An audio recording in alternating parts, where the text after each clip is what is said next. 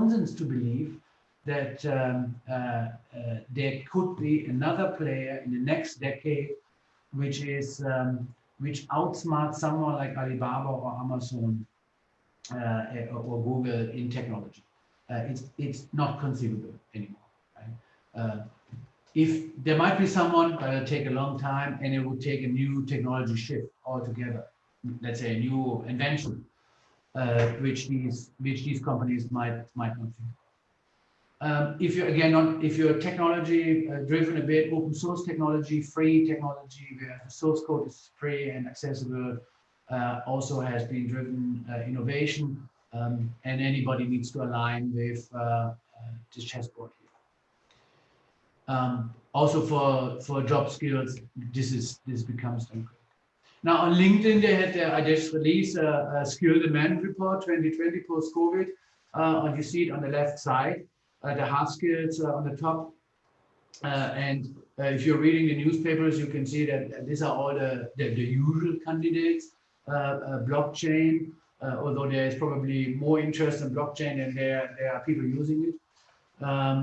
Cloud, of course, which we just talked about, like Amazon and Google and so on, and Microsoft. Analytical, sorry, it's a typo there. Analytical reasoning. There is analytical reasoning is a bit okay. Analytical reasoning being storytelling, right? So you look at data, but how you create a powerful story about. I mean, there's something you probably be interested in. I hope. And there are complex circumstances, of course, when you study or when you work, and how can you simplify the story and make it pointed. So it seems that has been a top skill people want to acquire. AI, again, no surprise. UX is a bit of surprise. UX is user experience design, meaning how should people best use digital tools like an app. So designing the graphics, the interface, the flow, how the components are looking and how people are using apps, maybe doing customer sessions, customer focus groups, and then improving the design of an app. Clearly, with everybody being digital, that's more important. Business analysis means only is I can understand future requirements. It's part of the digital product generation. Affiliate marketing, that's an interesting one. I thought this is kind of if I get that right, a network marketing deal like direct sales and stuff. So people clearly are desperate for jobs if this is on the intake. Sales in general, of course. Scientific computing. This is kind of the point of I think people have nothing to do, so they have time and they learn things. Which they like quantum computing. I wouldn't know if I learned about quantum computing what I do with it. Video production clearly is another sales skill. Soft skills you see yourself. Also interesting is country digital competitiveness. Also very new. It's just a latest report. In my preparation it came up, and you look at the top countries. Saudi Arabia of all. I mean, I really need to read up a bit on this. I was very surprised. Saudi Arabia being a small country, I mean, in terms of not in size, but citizens. Indonesia is kind of a sleeping or forgotten dragon almost, right? China improved, clearly also not perfect. So but you see also that a lot of the top countries in the world, first world so-called countries, Germany, UK, US. They have fallen back. India, I really need to read up on this report. India also seems to be less digital competitive. The government reining in, maybe. So you see, in the digital world, it is not conceivable to say that the old rules of the Western countries are leading, or the Western and China are leading. I think these notions of which are leading countries and or not is dramatically changing. So if that makes a choice for you of where to study and where to work, don't be so sure that necessarily, let's say the US or the UK are consistently in a leading position.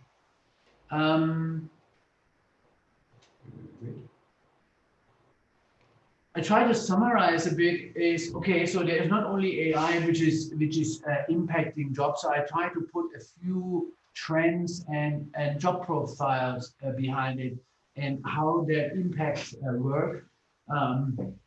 Indeed, I believe that these are, next to AI, there's another slide for AI specifically, these are trends which are active right now. So robotic, as you can imagine, is not necessarily a new trend, although it is definitely heating up, and it hits workers. And if you think about Thailand, in the past, it was excelling through good infrastructure, as in roads and public infrastructure, compared to other countries in its class. And it also then had relatively cheap labor workforce for manufacturing. And of course, that totally goes away in Thailand, now, and because the robotic infrastructure is cheaper. Even in China, where labor also is extremely, can be extremely cheap, that also goes away, and slowly you see full automation of manufacturing processes happening. So work is shifting from Thailand, this is indeed true, to Vietnam, which is also good on the infrastructure side, but also to, on a very low end, to countries like Cambodia, Myanmar. It's politically a bit difficult, but still, and Bangladesh. I think, again, this kind of, they call it middle income trap for countries like Thailand, not being able to upskill workforce fast enough, and hence being at risk of losing more workers. So robotic is clear again, and I assume you're able to read. Internet of Things is topping up this trend, as in linking physical to virtual. Meaning is, instead of having someone checking the temperature in a shopping center, you can fully automate this with sensors and then automatically pushing air conditions higher and lower and turning off air conditions, turning off lights automatically. So this is big. There's a lot of startups also for hotels. We just started working in the hotel sector with one doing that. And you can see again that some of these jobs must fall away, and they move to an engineering development type of function. Wearable tech also is, again, especially in the e-health sector, is becoming high. So if you look at the latest smart watches, I saw Fitbit, the latest smartwatch. It actually even has a stress sensor. It gives you a KPI of, hey, you're very stressed. You better go home now or meditate or something. EKG and other features, heart rate, temperature checks, and so on. So again, you can see that entry-level health advisors, they are not needed anymore. I mean, when you go to a Thai hospital today, true in many countries, they are checking your temperature and blood pressure and so on. So in the future, you should expect you go with your phone to a doctor, and if you approve that he or she can access your data or a subset of data, and then suddenly he says, okay, you know, you have high blood pressure. Here's a pill, and probably in the future this is going to be remotely altogether, and then either a lineman driver brings you some medicine or whoever. So this shift is happening now. You look at UCA, OOCA, if you haven't, it's a Thai startup, but there are quite a few similar ones, and they provide psychologists and psychiatrists via video call, right? And the platform kind of connects. It's kind of the Uber of psychology, I guess, for stress management and burnout syndromes.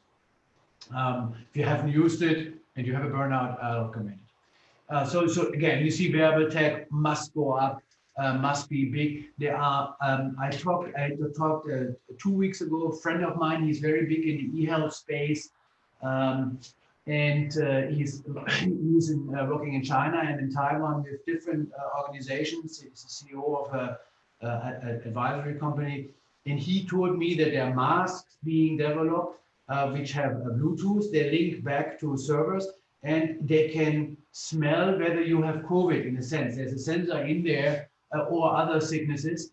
And if, funny enough, these was first used. The technology is first used for animal farms. So if you go to CP Foods, there is kind of pig farms and chicken farms. You know, if there's one animal sick, the whole factory is gone, right? I mean, you can imagine, right? And suddenly a million chicken have to die. And they have developed these sensors lately to make sure that no one with nothing, no animal, no human with sickness can get into these breeding grounds. And that technology now is repurposed for humans and built into masks. I don't know how ready this is, but it's working. There are others for breast cancer. It seems that for breast cancer, cancer cells send out some radiation. I'm not an expert, so I cannot explain it well.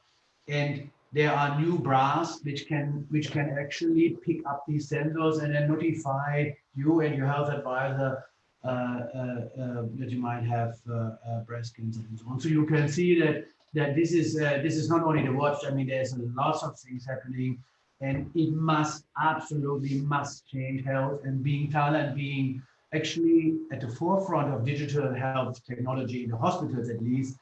So the providers are much more digital, even in Singapore in many cases.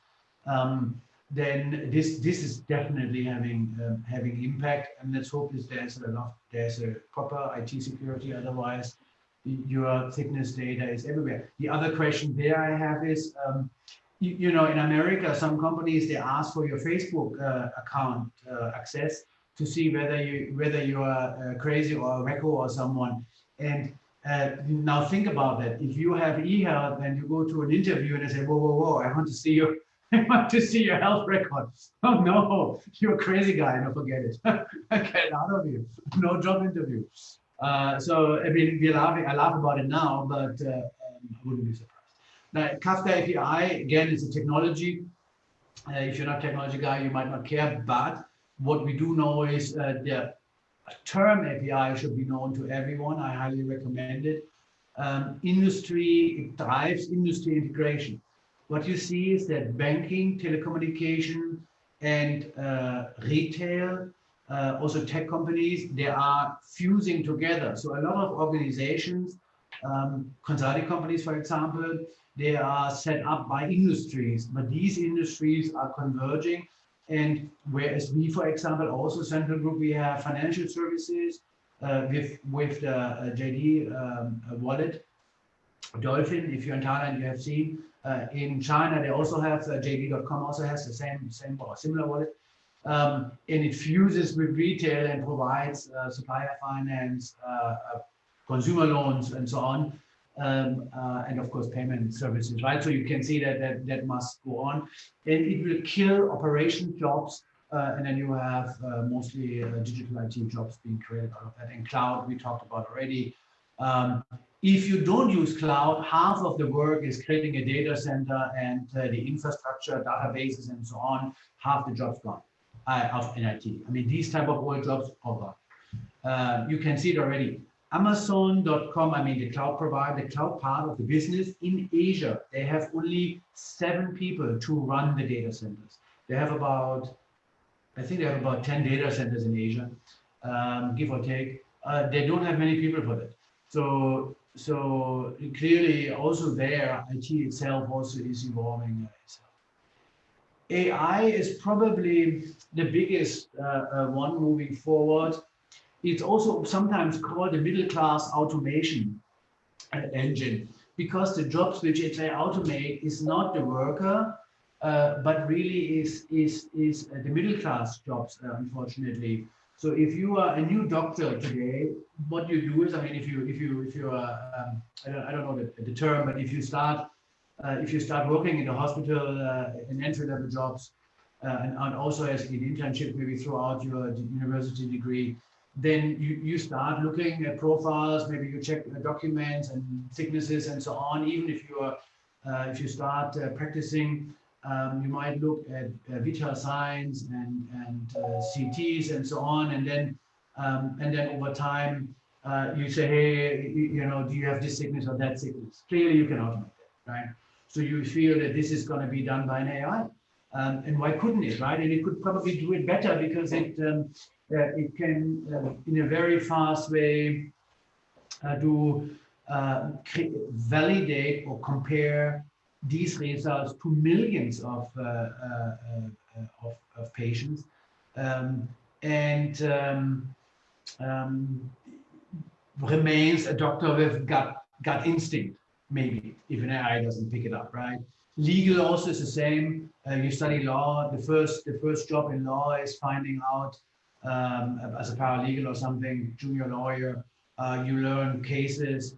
You learn decisions of courts, and then you apply them to new customers or to new customers. And then clearly AI does it today.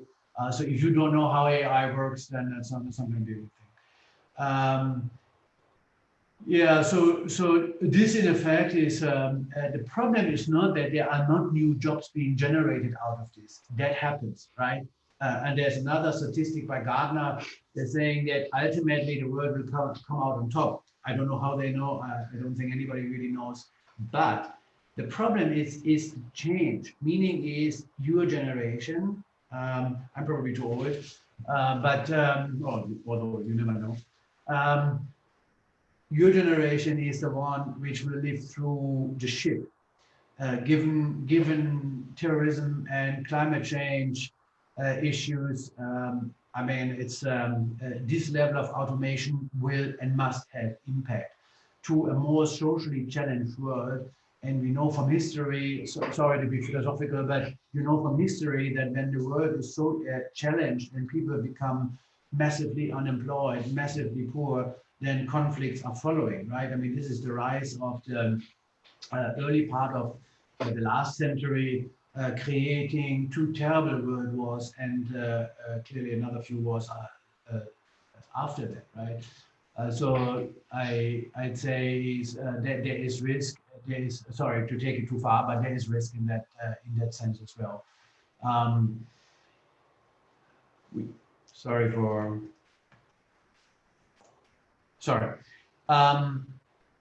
So who is winning and losing, and this is also important.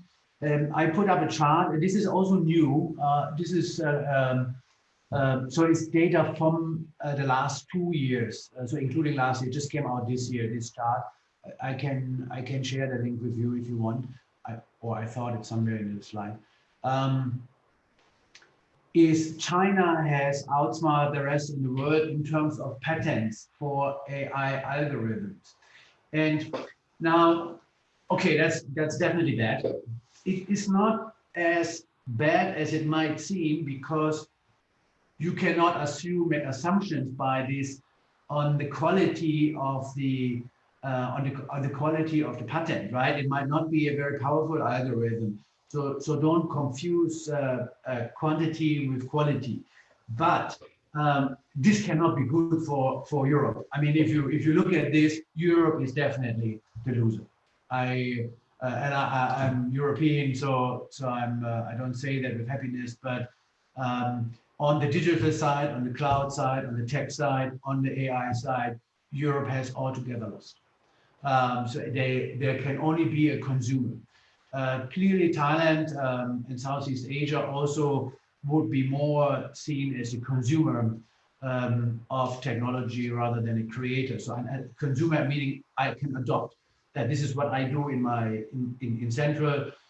I look at the best out there and adopt it, and I take it like a toolbox. You know how a car is being made. Mercedes doesn't actually build cars in the sense they assemble them. They have suppliers and then they build them together. And it's a bit what I do with technology. I code very little. Most of it is I pick it from different pieces. And that is going to be an increasing trend. And China is winning this. Bear this in mind if you think about where to be. Noteworthy, it's not India, but Korea. Clearly, Korea has, and I thought, Joanna, you mean Korea, right? So good on you. You should be. And Korean society clearly has, and okay, this is my personal opinion. I mean, sometimes the news also don't tell you all there is. I have worked with Korean organizations for a very long time. I worked with Samsung, with LG, also both GE and Standard Chartered Bank had big businesses in Korea. There is one noteworthy difference from any other country. In Korea, Koreans prefer Korean products, not only as a consumer, but also in companies. So if I work with a CIO in Korea, then I say, hey, why don't you take AWS? And they say, well, why can I not take the Korean version? So there's, let's say, LG or Samsung, they have a cloud or something. They're very big corporations, LG and both LG, Samsung, they have their own IT companies also. Then they say, no, I want to take Samsung IT. I want to take that product, right? And this is since I work with Korea, let's say since '97, this is consistently true for Korean organizations. And the meaning is that it creates an ecosystem and it fuels itself, right? So it's you can call it patriotism, but on the other side, it does create jobs, it does create homegrown products, it does create innovation ultimately. Versus a lot of countries don't really care whether it's a local or foreign product. China is also similar, and if you think about Chinese startups, the reason why in the US and in China startups are doing better than in other countries is because the domestic market can make them super big already. They do not need to cross country borders. In Singapore, Malaysia, Thailand, Germany, UK, startups need to very smart scale, very fast scale across multiple countries, and that is difficult and expensive to do. Takes time, but not in a country like the US or China. You can scale within the country, so it also helps to create an ecosystem. Why that does not work in India, I don't know. It's a good question. Don't know. I left you with some statistics here. I'm not going to go into detail. This is the OECD. The pictures refer to the 2018 OECD study. It didn't change since. I tried to look for newer numbers and I found only bits and pieces. But however, they are consistent. So the left graph is important to understand that the light blue, the light color, is the job going away. The function goes totally away. The darker blue color is a dramatical change of the function itself. And this is mapped by country. And the funny thing is, you would say it should impact Western economies more, but it's not entirely true. It also is true, but it, as I said before about Thailand, is actually one of the countries most impacted by automation because of the middle income trap challenge. Meaning is that people have worked both in back office as in manufacturing, in fairly simple jobs, let's say, and these jobs have not evolved for a very long time. And then, you know, what happens is that now, if you look at the new way of doing it, it's fully automated, and it's also cheap to get that technology.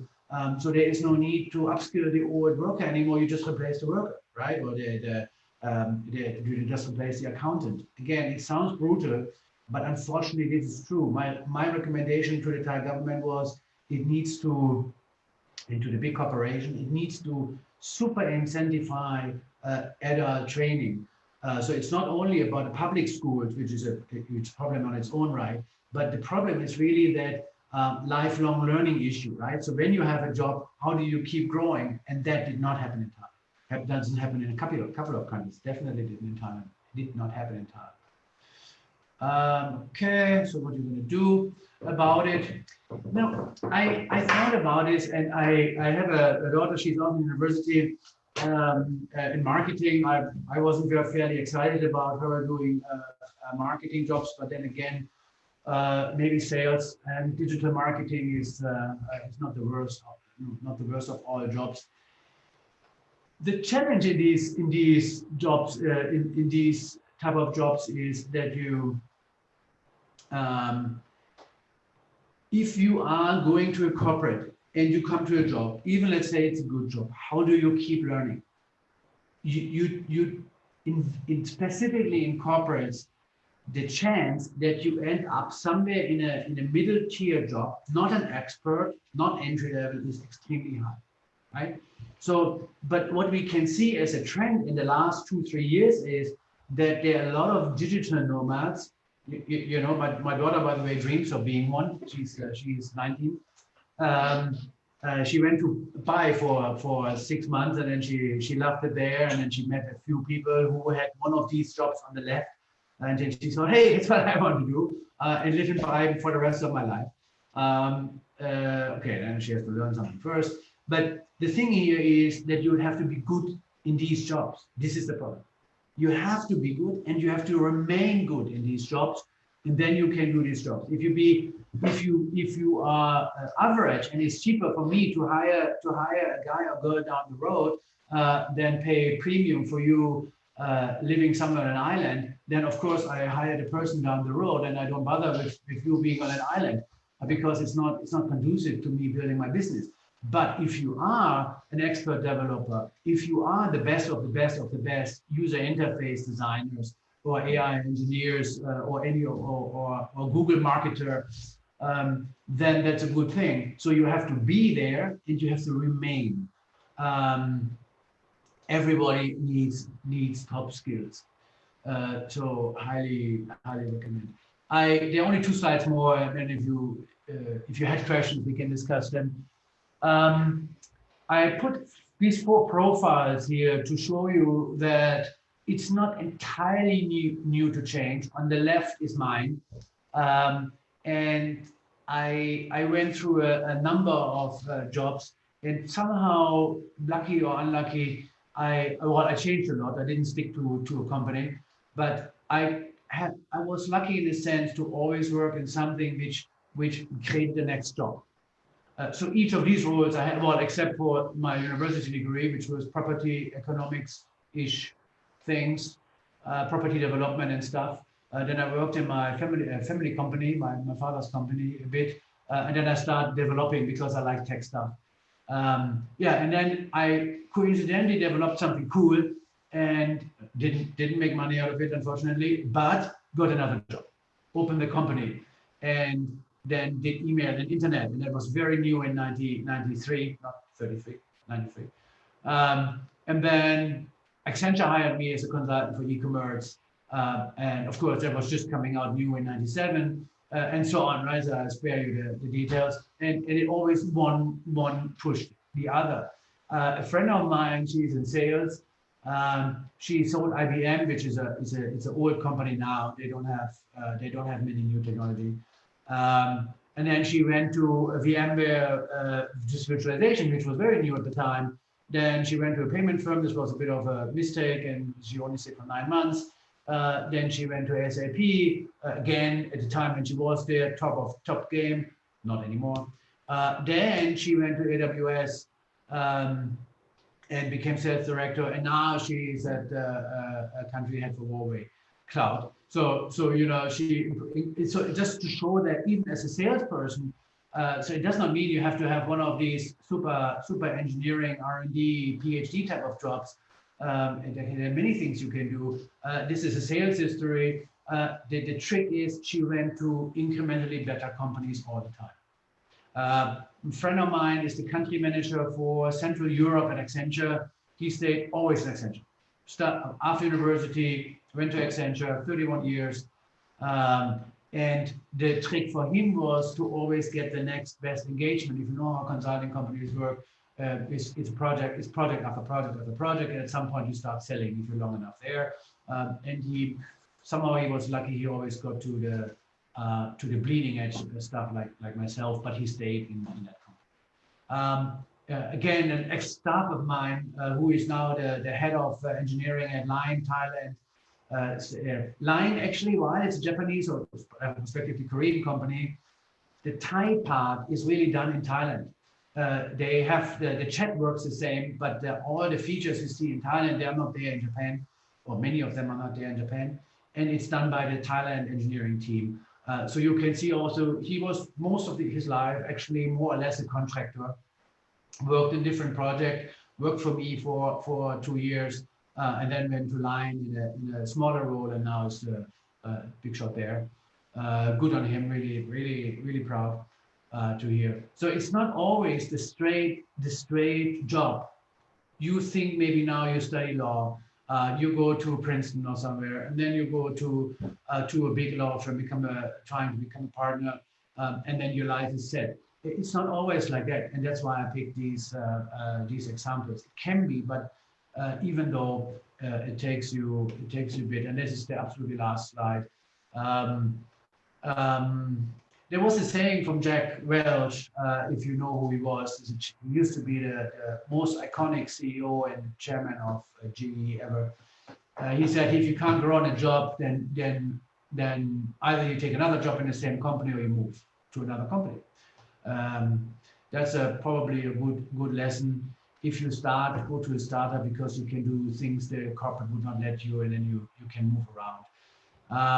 Be aware, things like the gig economy, they are a bit overrated. It has not turned out as predictions said that in America, most jobs would move into the gig economy. It didn't happen. And it doesn't look like. In fact, it's shrinking in the US. So maybe it's growing again after COVID, but I'd be there. A lot of my jobs, I never found a job through a headhunter, by the way. Every single job I had found it by coincidence, by network, by talking to people. So I wouldn't know what a headhunter does, frankly speaking. It never helped me anything. Countries, there is a sense of parents usually. It was the same. Well, my father was slightly different, but my father was moved by war, and he felt that Russia is the future. Not entirely incorrect, but probably a little bit more east from Germany. China is probably the future. The US has been stable big for a long time. And Jack Ma thinks Africa is the next big thing. I don't see it, but then he's, I don't know how many $1 billion worth. I'm not even 1 billion. So who's to argue with Jack Ma? Okay, that's all I had on the slides. If you have questions, I'm very happy, and I don't have a time limit to talk about them. Yeah, thank you. Right now we're up for the Q&A time. So if you guys have any questions, feel free to ask right now. And please turn on your camera if you can when you're asking the questions, and you can unmute yourself too. You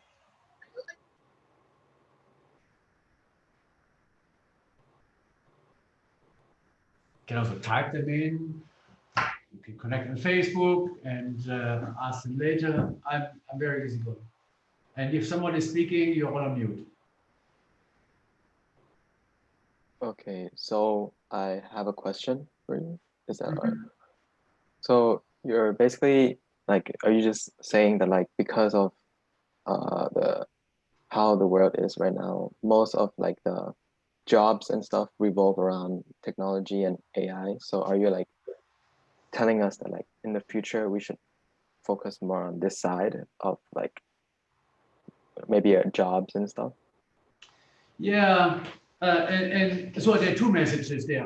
One is you cannot ignore it. The other one is no one knows, right? This is the challenge which you have. I'm a very honest guy. You know, if someone comes into my office, works for me for a couple of years, asks me, hey, I got this job offer. If it's better what I can offer, I tell the person, right? I'm not in a business of selling insurances or something. Now, the thing is, though, that it could be that you choose a job which has a component, a technology component, which you might not be aware of. Now, I give an example. I had a friend when I studied.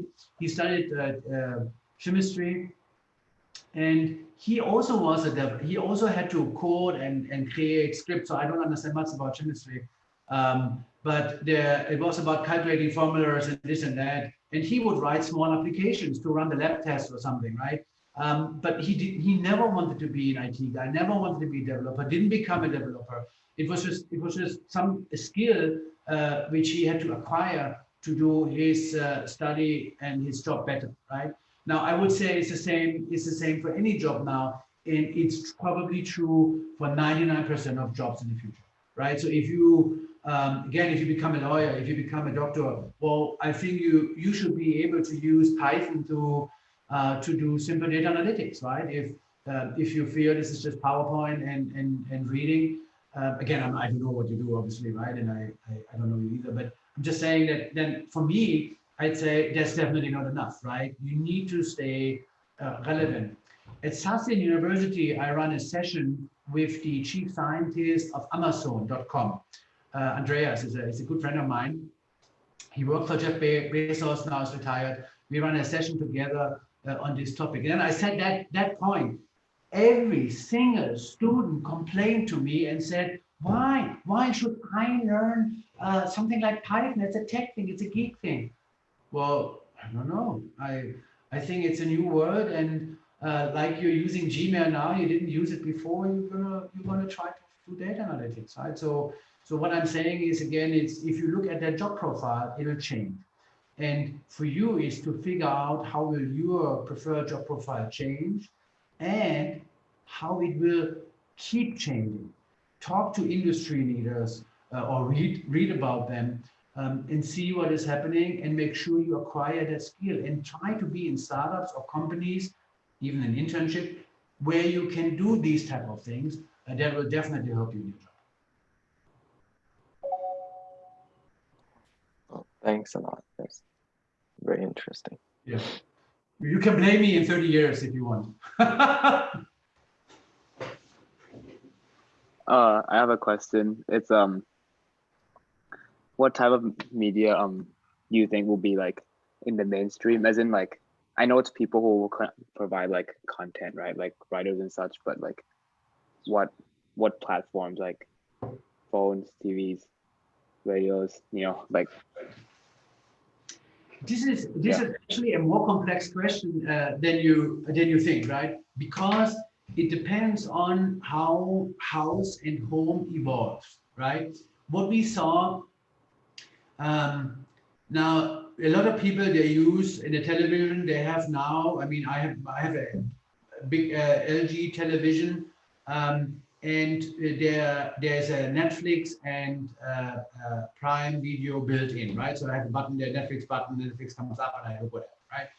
And clearly people move from zapping, if you know the word, zapping before, right? You have this is like, you have a button to move the channel forward, and in the US they call it zapping.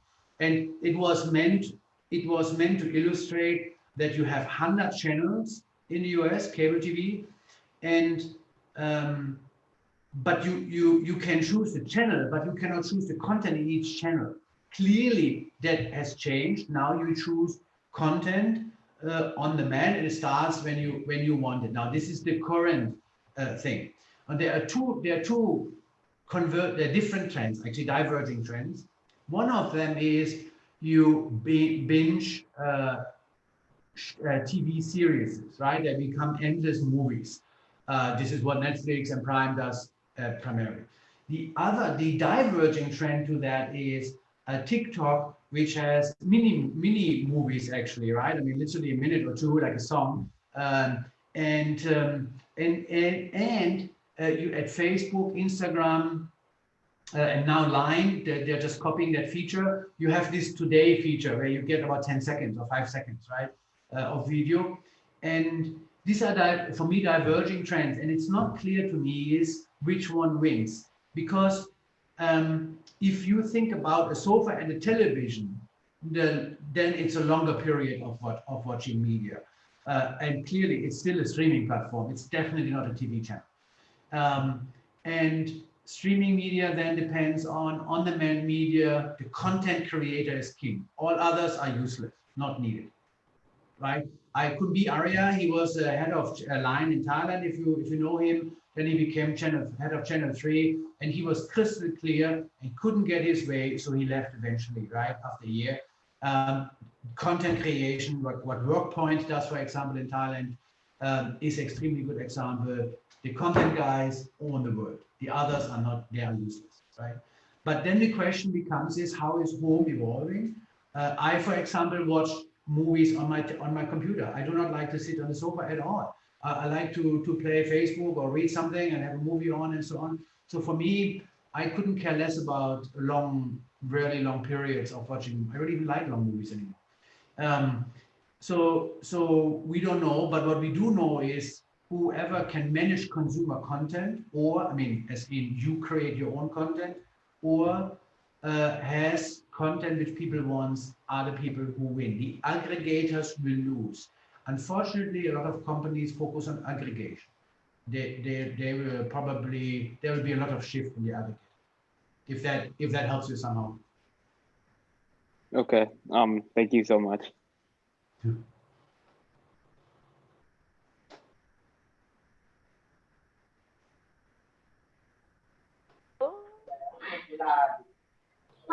Hi. Do I just ask or? So you have stated about China being like a dominant country in the future. So is it like essential for us to start learning Chinese as like another essential language for us? Yeah, I believe that. Yeah.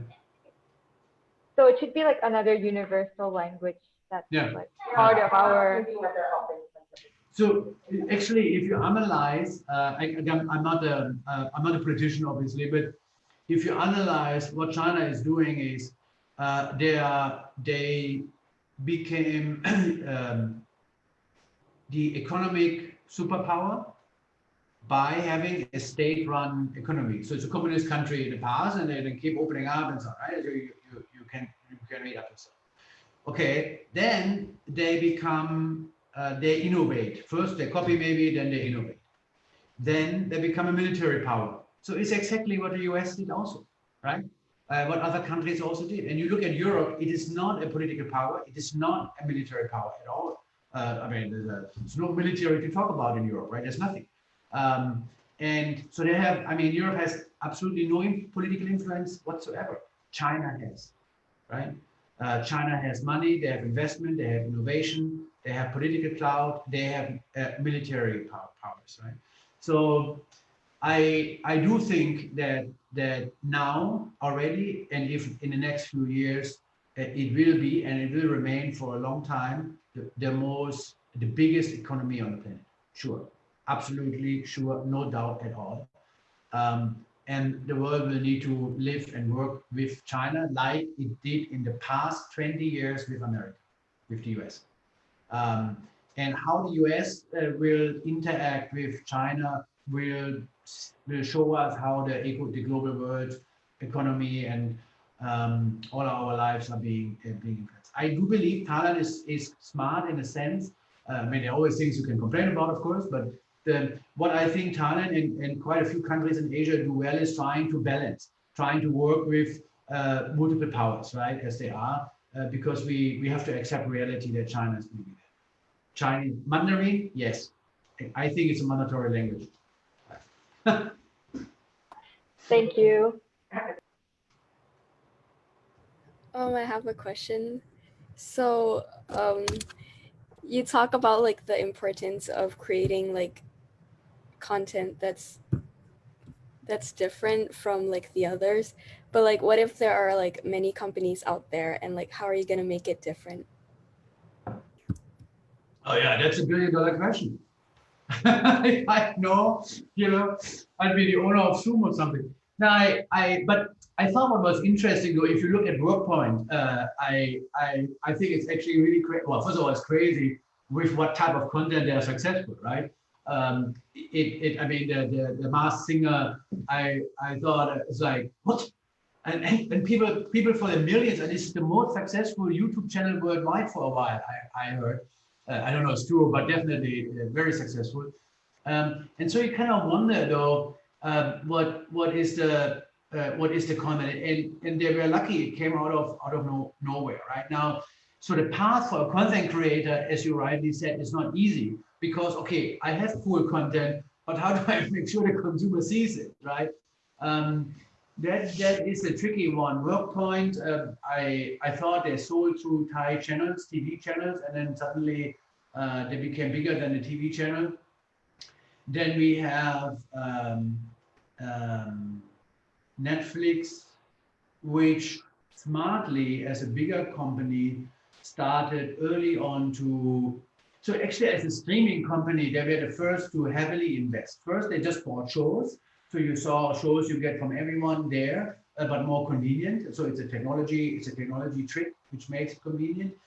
But they were very smart in using their access to people to immediately create a lot of content, which is now, I think, about 70% of the shows are in movies are built, right? For a small content creator, and there were some other sites who tried that, but they failed because they didn't have enough money to go through. I think the sad truth is, as a content creator, if you want to be big, either you have a partner who invests in you and helps you with distribution. It could be any of the big consumer sites, or you are able to raise enough money yourself to push content out to consumers directly. Then your business model needs to be extremely successful. So in Thailand right now, today I would say is, even if you have an older television channel, you can push. You can still get people hooked on your content first. You can take Facebook. Again, Facebook marketing is expensive, but it'll work if the content is acceptable. I'm not sure that helps you, but it's kind of a $1 billion question, right? You find the answer to that is, I'm going to come work for you. Thank you.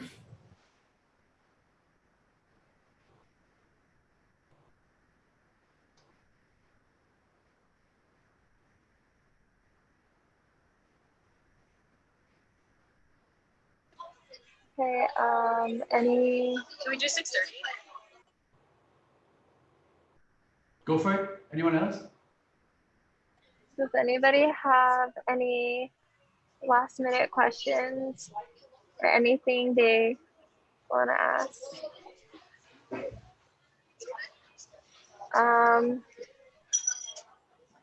Is there anything? If not, we can start closing.